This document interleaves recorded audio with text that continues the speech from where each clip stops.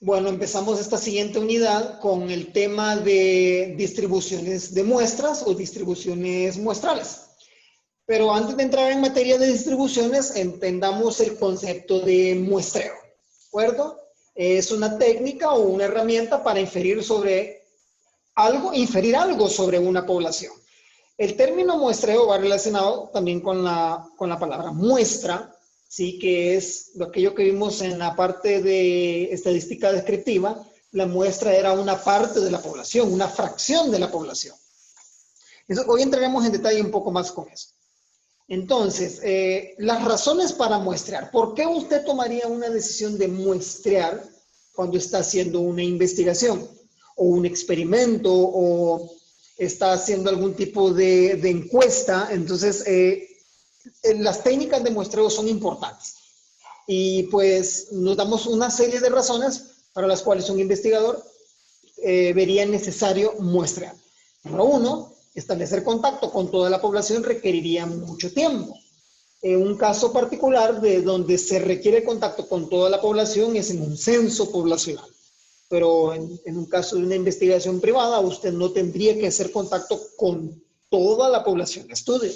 Entonces, simplemente usted se da una muestra y esa muestra representará esa población la que usted está estudiando.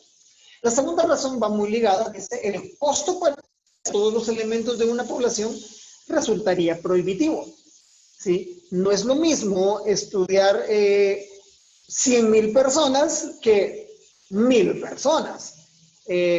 Recuérdese, la logística para poder llegar a todas esas personas, a todas esas 100,000, sería muy, muy caro. Entonces, los costos prohibitivos, los costos podría ser un límite. Entonces, una muestra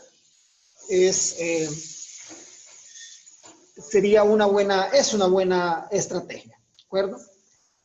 Número 3, es imposible verificar de manera física todos los elementos de una población, sobre todo los que estudian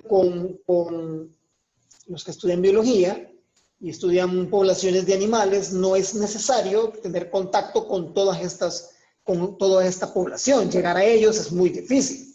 Entonces, a veces, en muchos casos de investigaciones de biología, usted solo necesita un espécimen para poder entender tal vez el comportamiento de una población. ¿De acuerdo? Usted estudia este espécimen y con eso es más que suficiente, porque ya entrar en contacto con 10 de ellos sería muy, muy difícil. ¿De acuerdo? Número 4, algunas pruebas son de naturaleza destructiva. Cuando usted muestrea, usted necesita destruir, consumir, ¿verdad? Esta muestra. En el caso del vino, o por ejemplo en la industria de la metalurgia, usted para poder saber la resistencia de un material, usted necesita destruir ese material. Si usted necesita saber la calidad de un vino, usted necesita consumir el vino. Entonces, no es factible, usted no va a tomarse toda la botella. O sea, solo con una media copa, hasta mucho, usted puede saber la calidad de un vino. Con una muestra pequeña de un material X, usted puede saber sus características físicas. Así que es otra razón por las cuales es importante el muestreo.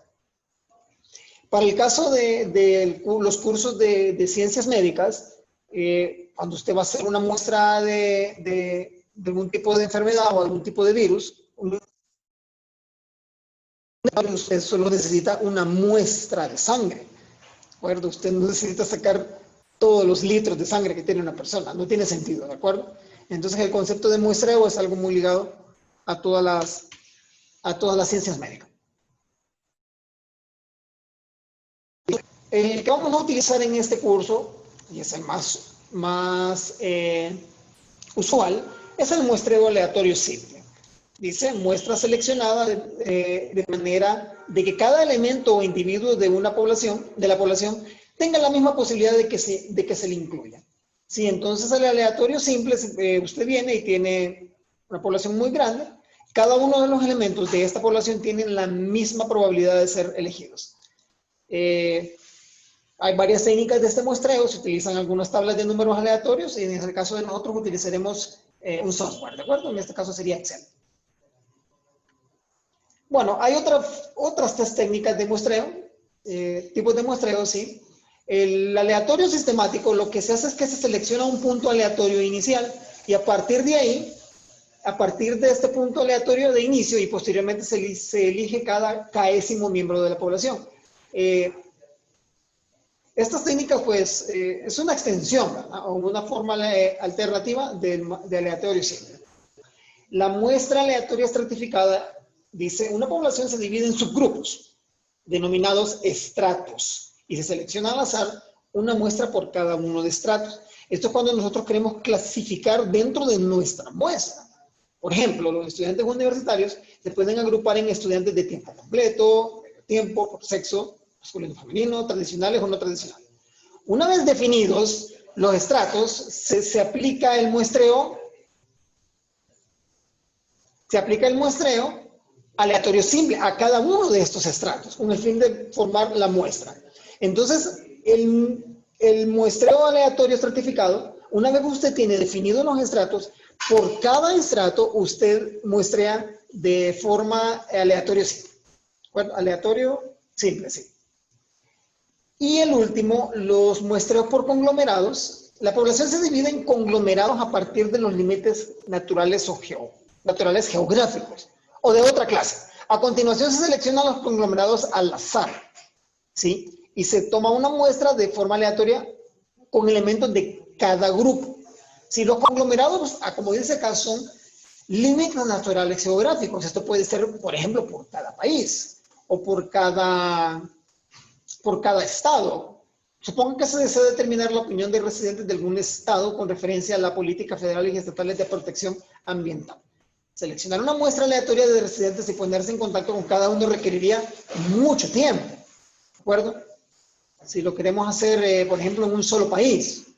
Entonces, y también resultaría muy costoso. Entonces, sería mejor aplicar el muestreo por conglomerados y subdividir el estado en pequeñas unidades, condados, regiones. Con frecuencia se les conoce como unidades primarias, ¿de acuerdo? En esta ilustración queda claro que tenemos aquí de 1 a 12 estratos. Y de estos 12 estratos tomamos de forma aleatoria el 2, el 4, el 7 y el 12. Esa es una técnica de muestreo cuando hablamos ya de experimentos que abarcan regiones poblacionales muy grandes. Bueno, entonces en resumen tenemos aquí que cuando nosotros vamos a muestrear, siempre tratamos una población y una muestra, ¿de acuerdo? Por definición, la población sabemos que es la colección de los elementos considerados, es todo lo que estudiamos. Y la muestra es una parte o una porción, ¿de acuerdo? A la población, la característica de estudio que vamos a tratar en la población le llamaremos el parámetro de la población, ¿de acuerdo? Y cuando hablemos de una muestra le llamaremos estadísticas o estadístico. ¿De acuerdo? Para la población utilizaremos el tamaño de la población como N mayúscula, la media poblacional, mu, y la división estándar como sigma. Y en la muestra utilizaremos una N minúscula, X barra para la media, para la muestra de la población y una S minúscula para la división estándar de esta población.